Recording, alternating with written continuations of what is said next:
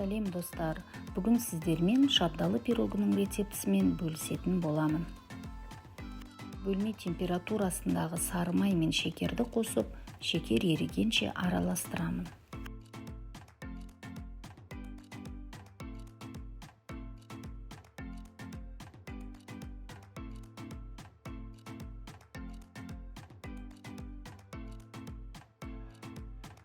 Үш жұмыртқаны біртіндеп салып араластырамын.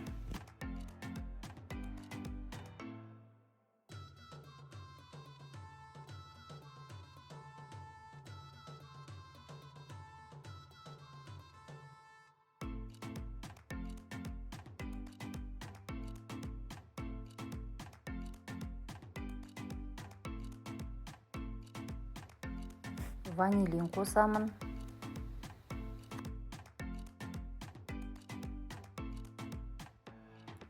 Соңында ұн мен қопсытқышты қосып араластырамын.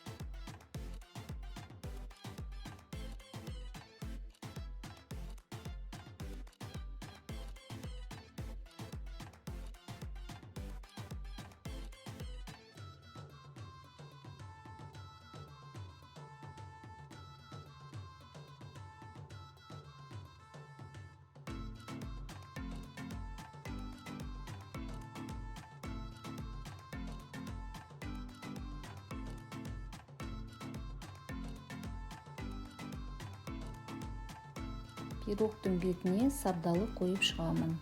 Қолда бар басқа да жемістерді қолдануға болады.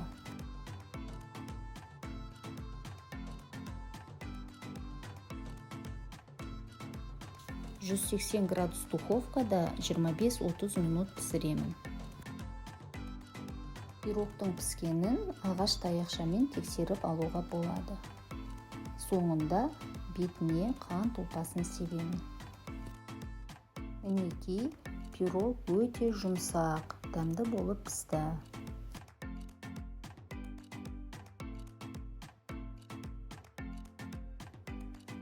Сіздерге де дайындап көруге кеңес беремін. Егер рецепт ұнаса, каналға тіркеліп, лайк басып, пікір қалдырыңыз.